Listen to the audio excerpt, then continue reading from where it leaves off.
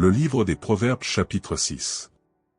Mon fils, si tu as cautionné ton prochain, si tu t'es engagé pour autrui, si tu es enlacé par les paroles de ta bouche, si tu es pris par les paroles de ta bouche, fais donc ceci mon fils. Dégage-toi. Puisque tu es tombé au pouvoir de ton prochain. Va. Prosterne-toi, et fais des instances auprès de lui.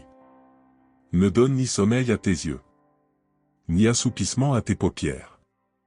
Dégage-toi comme la gazelle de la main du chasseur. Comme l'oiseau de la main de l'oiseleur. Va vers la fourmi. Paresseux. Considère ses voies, et deviens sage. Elle n'a ni chef, ni inspecteur, ni maître. Elle prépare en été sa nourriture. Elle amasse pendant la moisson de quoi manger. Paresseux. Jusqu'à quand seras-tu couché? Quand te lèveras-tu de ton sommeil?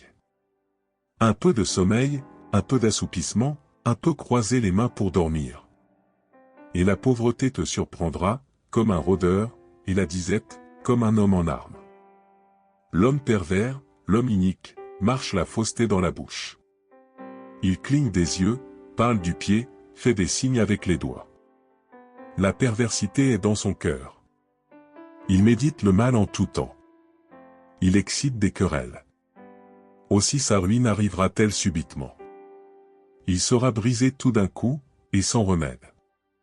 Il y a 6 choses que est l'Éternel, et même 7 qu'il a en horreur. Les yeux hautains, la langue menteuse, les mains qui répandent le sang innocent. Le cœur qui médite des projets iniques, les pieds qui se hâtent de courir au mal. Le faux témoin qui dit des mensonges, et celui qui excite des querelles entre frères. Mon fils, garde les préceptes de ton père, et ne rejette pas l'enseignement de ta mère. Lis-les constamment sur ton cœur. Attache-les à ton cou. Ils te dirigeront dans ta marche. Ils te garderont sur ta couche, ils te parleront à ton réveil. Car le précepte est une lampe, et l'enseignement une lumière, et les avertissements de la correction sont le chemin de la vie. Ils te préserveront de la femme corrompue. De la langue doucereuse de l'étrangère. Ne la convoite pas dans ton cœur pour sa beauté, et ne te laisse pas séduire par ses paupières. Car pour la femme prostituée on se réduit à un morceau de pain, et la femme mariée tend un piège à la vie précieuse. Quelqu'un mettra-t-il du feu dans son sein, sans que ses vêtements s'enflamment? Quelqu'un marchera-t-il sur des charbons ardents, sans que ses pieds soient brûlés? Il en est de même pour celui qui va vers la femme de son prochain. Quiconque la touche ne restera pas impuni. On ne tient pas pour innocent le voleur qui dérobe pour satisfaire son appétit quand il a faim. Si on le trouve, il fera une restitution au septuple. Il donnera tout ce qu'il a dans sa maison.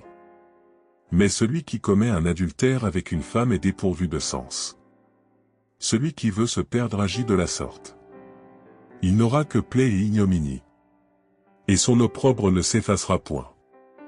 Car la jalousie met un homme en fureur, et il est sans pitié au jour de la vengeance.